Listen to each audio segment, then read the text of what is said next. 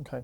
As the world turns, when the network says we're going to make this a half an hour, what did that mean to the writing of, well, we have to do twice as much work a day? I'm sure it was simple, but. You want to start again? Because when they said it was going to go an hour, you said a half hour. Oh, but I mean, it was the first half hour when it started. Wasn't it 15 minutes when it first started? No, it was always a half hour. Oh, so it was a half an hour. It came on as a half an hour. No. I didn't know that. Okay. That was 15 minutes before that. I see. Okay, that was expanded. That was the one. Okay. Okay. I'm confusing my soaps now. It's happening. No, it's okay. You don't mind my interrupting. It's the drugs. No, you have to correct me. It's for archive purposes. Good. What did it mean to, was it as simple as Guiding Light's 15 minutes and now As the World Turns is a half an hour? Was it as simple as just doing twice as much work, or was it going through more storylines and more characters, et cetera? It was a challenge, but it was a lot easier doing it on As the World Turns than later, as we will discuss, when I went from a half hour to an hour on Y&R. But you had, going back to World Turns, you brought in more cast, and you certainly told richer stories and more involved stories, and you had more time to really, involve your audience more. But in terms of writing it, I'm sure there was a period of adjustment. I don't remember that specifically at this point anymore. How far in advance did you want to be with Erna in your heads, where the stories would be? Some shows today, it's almost 4 or 5 weeks ahead. The writers are sort of going by the seat of their pants 4 or 5 weeks ahead. Mm-hmm. Others are a year ahead in their minds of where they want the show to be. How then did you see where you wanted to be? Gosh, I don't know that we ever measured it any more than I do today.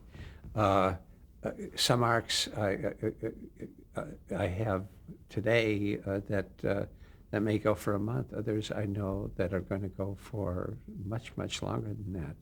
But with those that I know are going to go for a month, I know that they're going to go way beyond that because I'm staying with the characters and things are going to open themselves up.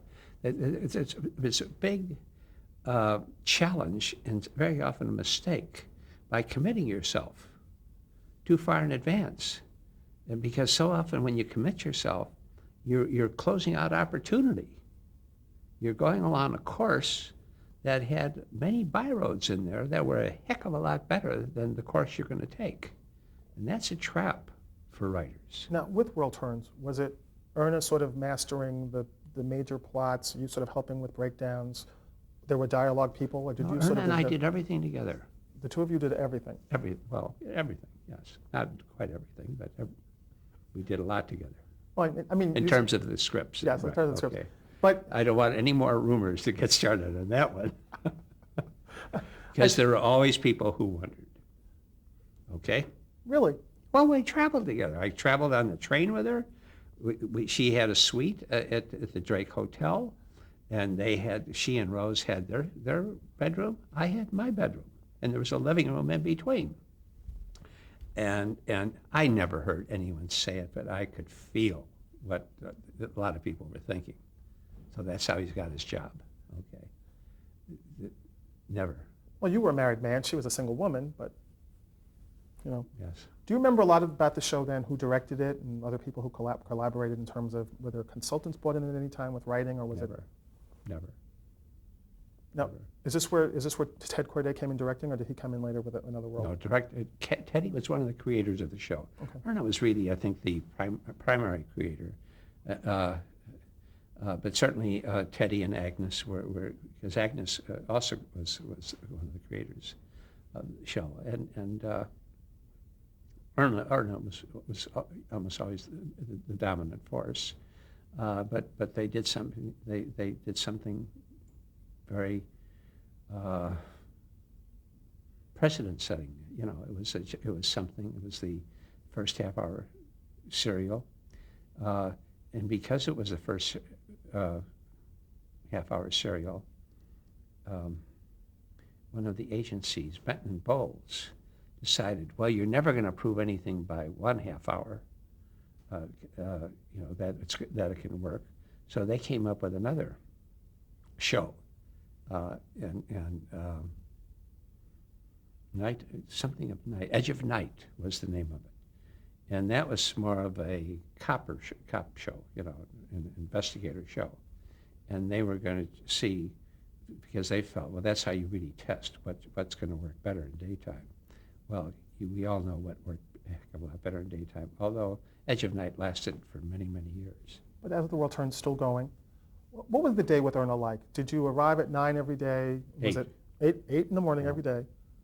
And you live close, but what was that like? You walked in, was sort of, let's start writing right away? Walked in, yeah, and we, there'd be some talk, and Erna had a lot of phone calls during the course of a day, and we'd talk about things, and it was usually about story and stuff like that, and about people and about actors, but obviously we were building toward the focus of doing an outline for the day, and usually then Maddie, her maid, would have lovely lunch for us at about right before the show, and then afterward we would then sit down and do the outline.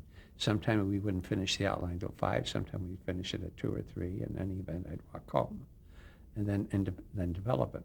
I assume you... Very often it was rather fully developed. Sometimes it was far less than fully developed, which was wonderful because that's where you learn. You don't learn with a full outline. I assume wherever, what was ever going on, phone calls stopped when the show came on? Was that... Yeah. Yes, absolutely. Actually, people knew not to call when the show was on. Now, what happened when you disagreed on, she might have liked an actor that you didn't like, or you liked and she didn't like? What would happen in the story conference where she may want to kill somebody that you said, hey, there's something there? What would happen? We never got into killing people. When Mark Rydell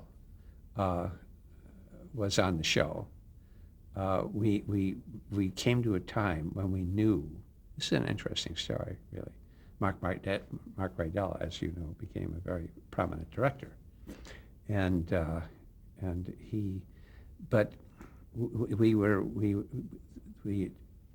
we could advance our story best if he were no longer to be on the show, and death was the answer, and he would die. He was very close to Penny, the young female lead, but what we did when we did this, he did not get his script until that day,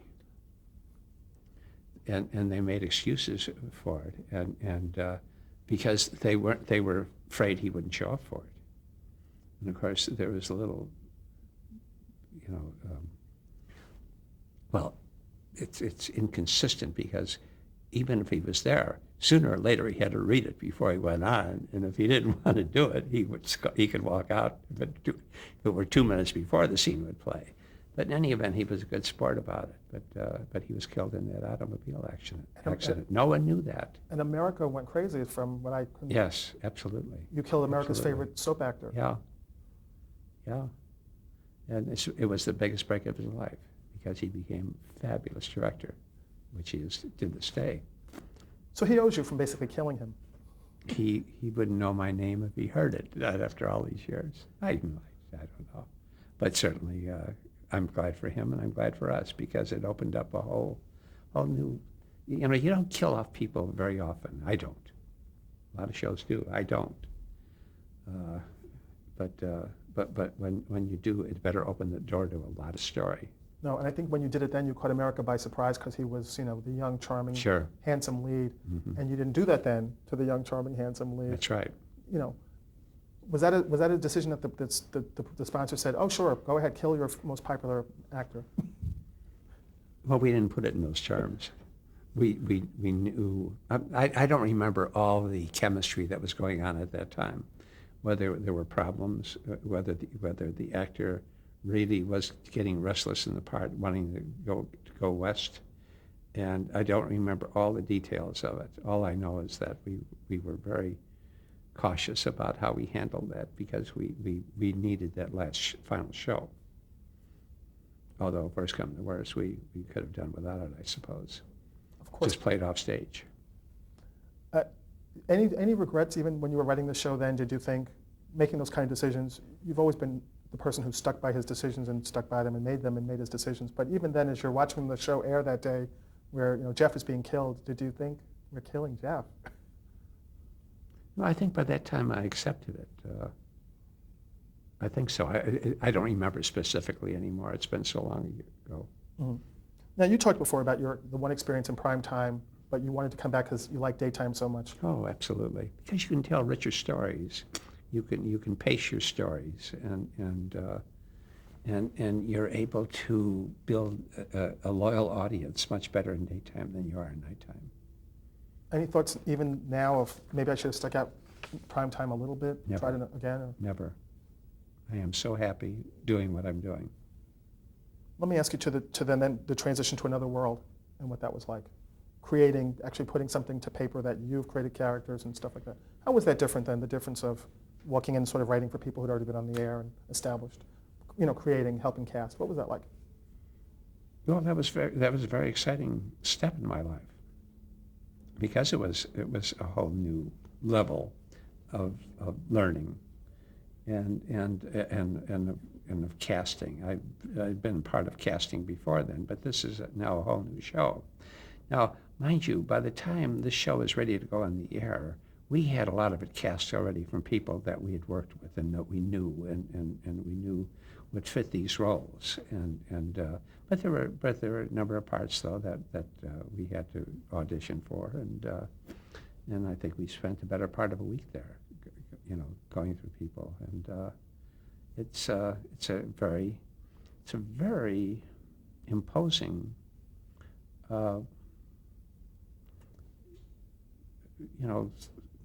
thing that you're confronted with there, because you can make a mistake. More often than not, you don't. Well, there had to be a heady thing. You said the network came to Erna, NBC came to Erna and said, we want a soap. And she's asking you to help create it with her. If you hadn't done a good job, Mm-hmm. you may not be sitting here right now. This had to be a first real test of, can you create your own thing and characters and things Mm-hmm. like that? Were you awed by that experience then, or did you even know that it was such a heady thing to be asked to create? Well, I was sure. Oh, yes, it was a very happy, prestigious and exciting experience. There's no question. I hesitated there for a moment because Another World. No, I did get credit on that. For a moment there, I was wondering if I got credit on it, but I did. Yes, Erna and I both got credit, and Rosie did too, I think. Like I said, so many books say yes, so many books say no. The daytime has such a spotty. It doesn't bother me. Well, Yeah. Procter & Gamble was the sponsor. Yeah. And again, you worked with those people, so you knew them. Right. But now creating something new with new characters, was there any sort of difference in putting that show in the air than something that's already established with, why do you have this type of family? Why are they in this location? Were they sort of supportive along the route, or was it? Well, there were a lot of questions asked, and as it turned out, they were pretty good questions because there were a lot of changes made on that show.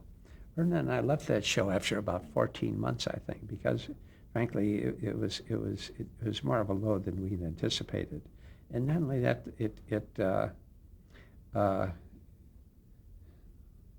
I don't want to put the burdens on both of us. It started out in a way that no show should start. It started with a funeral, and that's not the best way to start a show. And I would never do that again. I know, or never would have again either. And you were committed to a group of characters that took you too long to extricate, and so I would guess it was after about 14 months that Erna and I left the show to Aggie, and Aggie did a fabulous job with it. She made it one of the highest rated shows in daytime. Now, were you and Erna still doing As the World Turns concurrently as well at that point, Yeah. or was? Right. Now that again had to be. Yes, it was. Yes, that was a factor too. I mean, you're worrying about the top-rated baby, and you have this thing that you're Mhm. launching, and it's not Right. going terribly well. Walking away from it, was it hard to walk away, even though it wasn't No. going well? No. Not at all. It was relief. How? Well, it was relief because you knew you were working on something that could be terminal, and if it's going to be terminal, let someone else deal with the body, But a very brilliant lady, Aggie, in her prime, walked in there, and she just did a lot of recasting, and did a lot of things, and made it work. And she just I think that's when she was known for putting like half the cast in a plane, and I think she crashed the plane, or was it a train? But she got rid of half the cast and sort of started from scratch. was that and- it? yeah. I Did don't you not remember. watch after? No, no. I don't watch any other shows but my own. I'm speaking now, today and for the last bunch of years, but there isn't time. I would imagine not only not time, but why would you want to see what the competition is doing? I have no interest, yeah. In that initial experience of creating characters and things, what did you learn from that in terms of even what you're doing, from that point on years later? I mean, creating the characters, starting from scratch, again, with the blank page. Well, the biggest thrust came later for me. The biggest challenge, and that's with days. And I can't tell you the psychological, overwhelming impact that had on me personally. Because you're scared. Suddenly the whole thing is in your lap. Mhm. Well, that was a segue question I was going to ask you. No, Erna's no longer looking over your shoulder and saying, "Here's what I think you should do. Here's what we should do." That's right. It's your No. ballgame. See, for the first, are we on days now? Well, I had one prior, another role question, but Okay, it sort great. of- sort of- Good. the question was, just in general, at that point, the term soap operas was really becoming in vogue. People were starting to call things soap operas. Mhm. You've never had a problem calling your show soap operas No. or daytime No. dramas. Why do you not? A lot of people take umbrage at the word soap operas. Oh, I mean, that's what they, if that's what people call them. We've always called them dramatic serials, but it's just so generic to call them soap operas that the quality speaks for itself. Okay. Well, that brings me to 1965, when you did take the reins of Days of Our Lives. Oh. And Well, I can remember so well. Our family just moved into a new apartment, and it was on a Sunday evening. Well, before this, Erna and Ched put together the show. I sat in on meetings during the process of this, but I don't claim ownership. But I certainly was happy that I contributed things that were important to the show, and the show went on the air. And Ted put on two shows at the same time. One was Morning Star. They both went on NBC, and NBC didn't have much of a daytime. These could very well have been the first two daytime shows in NBC, and after the first 13 weeks, Morning Star was dropped. After the 26th week, they were told that Days was going to be dropped. It just wasn't drawing numbers. Well, it was at that time that the man who had tried very hard to have me fired off that show called me one night. We were in this new apartment, and we were doing some work on it and stuff, and it was Teddy. And again, I don't want anyone to get the misconception that this was anything but a terrific man who is creative as any director can be, and he was a good story man. And for some reason, he wanted me out of there, and I think he was just jealous of my relationship with Erna, which is a very human thing. I just want to make sure that that's all put in perspective, because I wouldn't want there to be any other consideration given to my references. But in any event, he called and says, "Bill, how are you?" I said, "Fine, Ted. How are you?" And he said, "Fine." And he said, "Do you have a few minutes to talk?" And I said, "Sure." And he's vamping, and I'm wondering where he's going. And he said, "Bill, I would like you to take over Days of Our Lives for me." Pause.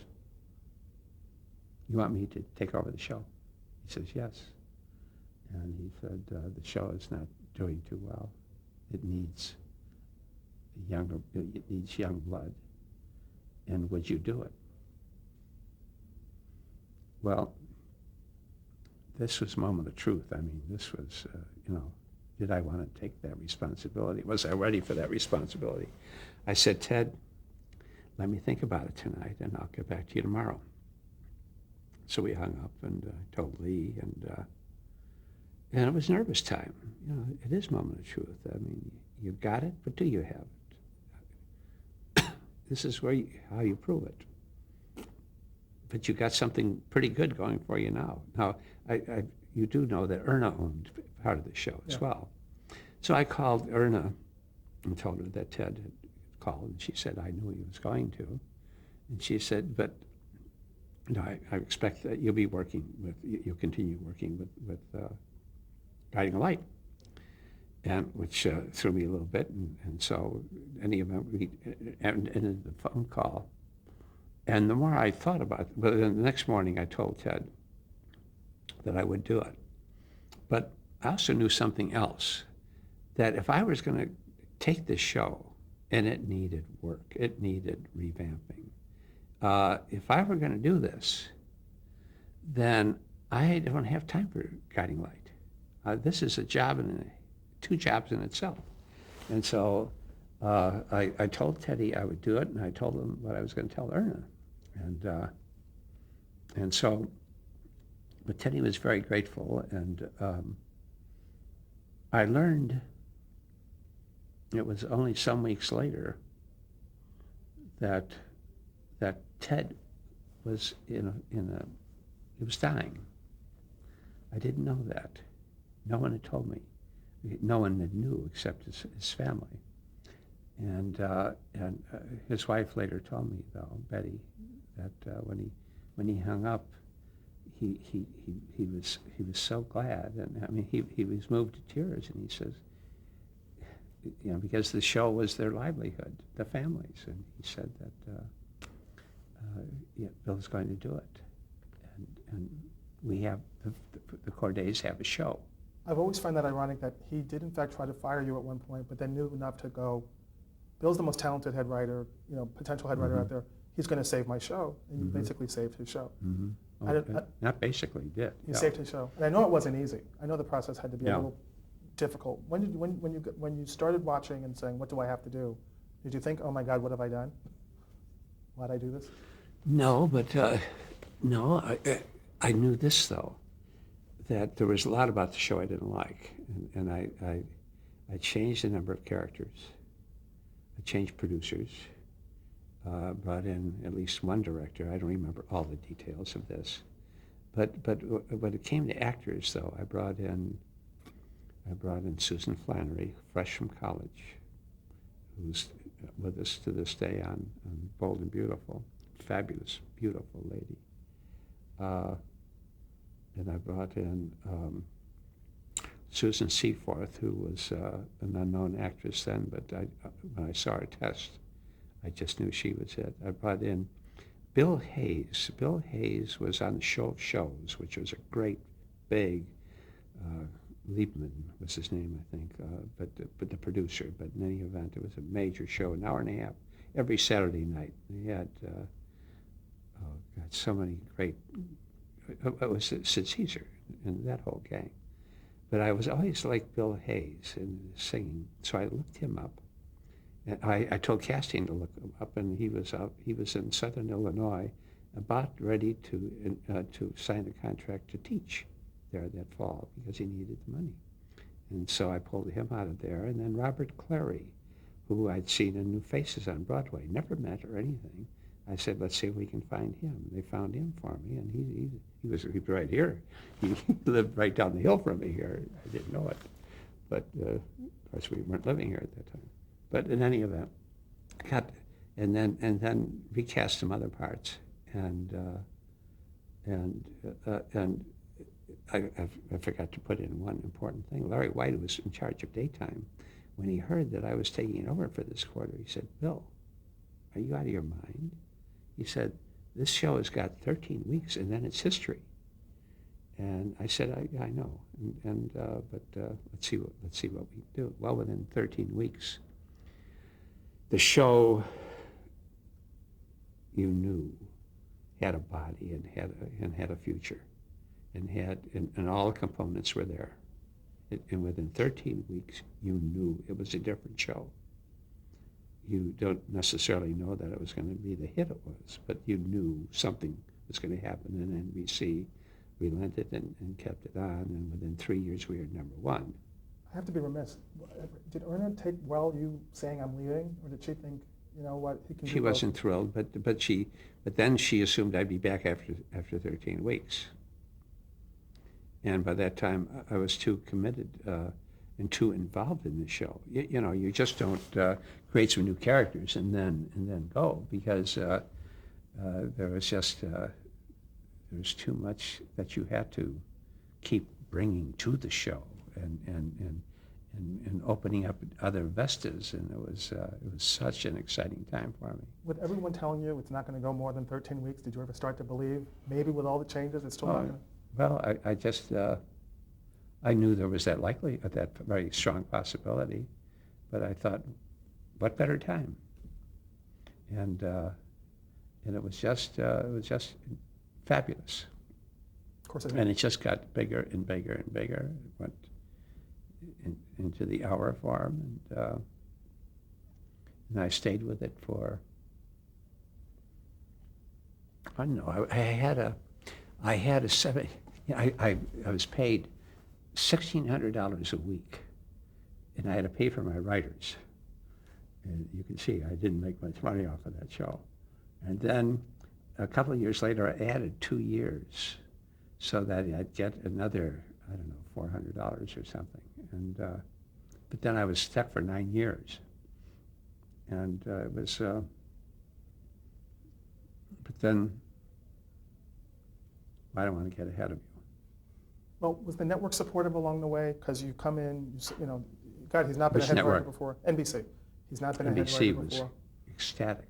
Well, they had to be. You were pushing the show ahead. Absolutely. This is the only serial they had. And this is a serial that a blind man would know that this was money in the bank. I should add, you can say, well, why did you settle for such little money? Want to know what the answer is? This is going to surprise you. I never had an agent. To this day, I've never had an agent. I am sort of shocked by that because I know. have you turned Not people, many people know that. have you turned people down who wanted to represent you, or just never pursued it, or just said I don't care? One time for a while that we had an attorney, but he was very ineffective, and I just felt we could do just as well on our own. I mean, we always had an attorney, but this man was an attorney who was negotiating us, but he's a fine man, but he just didn't have the experience, and then I just, we never got to any contracts with him, if I remember correctly, but. Well, sitting here in this house, I can imagine you've negotiated for yourself pretty well over the years now. Let me yes, the challenges are just turning the show around. It had to be a nice sort of a boost when you started competing with Thousand Row. Euphoria takes on new meaning, okay? It was, you can't imagine how thrilling it was. And you could see it every day, and you heard it from the actors, and it was the playback. Now, let me tell you another thing. When I got started with this show, I was scared to death. I had never written a show on my own before. And I would work round the clock. There were times when I literally didn't go to sleep. And I'd wear a bathrobe for a week at a time, because I would keep rewriting a page until it was right.